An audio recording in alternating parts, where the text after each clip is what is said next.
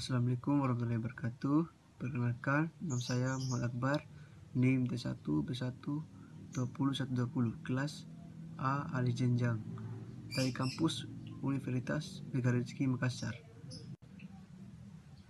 Saya akan membahas secara singkat tentang penelitian farmasi, industri farmasi, bisnis farmasi, dan apotik rumah sakit.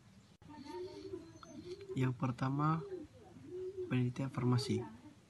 Dalam sejarah perkembangannya, manusia ternyata selalu berusaha memperoleh pengetahuan yang benar atau yang secara singkat dapat disebut sebagai kebenaran.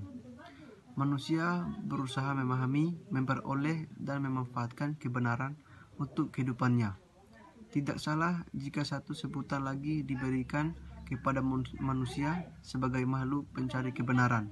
Hal ini dapat disempurnakan dengan ilmu, pengetahuan, dan proses penelitian. Penelitian adalah kegiatan yang dilakukan menurut kaidah dan metode ilmiah secara sistematik untuk memperoleh data, informasi, atau keterangan yang berkaitan dengan pemahaman dan pembuktian kebenaran atau ketidakbenaran sesuatu asumsi dan atau hipotesis di bidang ilmu pengetahuan dan teknologi serta menarik kesimpulan ilmiah bagi keperluan kemajuan ilmu pengetahuan dan teknologi. Ada 4 macam metode penelitian, yaitu metode filosofi, metode deskriptif, metode historis, metode eksperimen. Jenis penelitian. Jenis penelitian sangat beragam macamnya, sesuai dengan cara pandangan dan dasar untuk memberikan klasifikasi akan jenis penelitian tersebut. Penelitian dapat dikelompokkan menurut tujuan, pendekatan, tingkat, eksplanasi, dan analisis, dan jenis data. Penelitian menurut metode yaitu penelitian survei, penelitian ex post facto, penelitian eksperimen, penelitian naturalistik,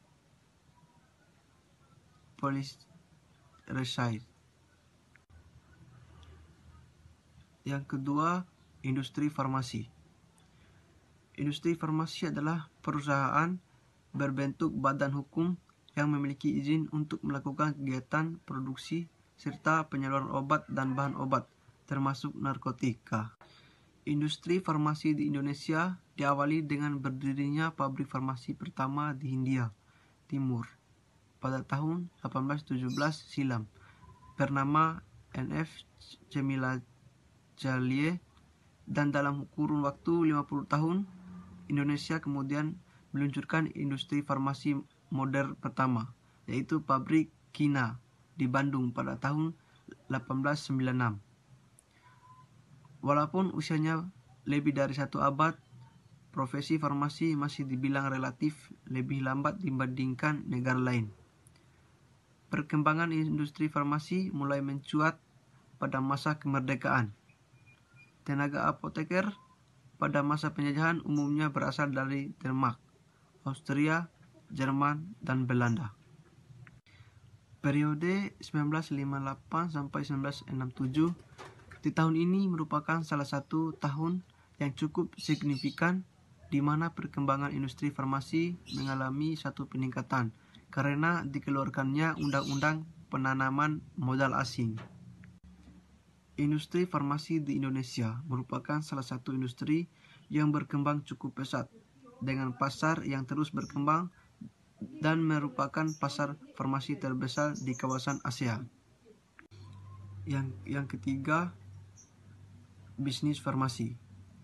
Indonesia merupakan pangsa pasar farmasi terbesar di kawasan Asia, mencapai 27% dari total pangsa pasar ASEAN, di mana 73% pangsa pasar farmasi nasional didominasi oleh perusahaan farmasi lokal.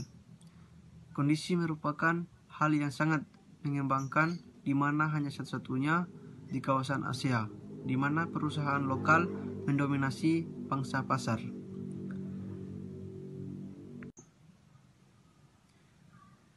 Industri farmasi Indonesia merupakan pasar yang sangat terfragmentasi dengan lebih dari 200 industri farmasi. Tidak ada pemain yang dominan pada pasar farmasi Indonesia, sehingga persaingan terjadi secara kompetitif, terutama pada peringkat 10 besar industri farmasi. Yang keempat, apotik rumah sakit. Seperti namanya, apotik ini beroperasi di rumah sakit atau klinik yang bertanggung jawab menyediakan obat bagi pasien di pusat pelayanan kesehatan tersebut. Tanggung jawab petugas apotik adalah memastikan obat yang diberikan pada pasien sesuai dengan permintaan dokter, serta memberi tahu fungsi, efek samping, dan interaksi obat pada pasien. Dokter pun bisa melibatkan para apoteker yang bekerja di sini untuk menentukan obat dan dosis yang tepat, terutama jika obat yang diinginkan tidak tersedia. Mereka pun harus memastikan obat yang diberikan pada pasien tidak kadaluarsa maupun rusak. Itulah materi singkat yang bisa saya sampaikan. Lebih dan kurangnya mohon dimaafkan. Wassalamualaikum warahmatullahi wabarakatuh.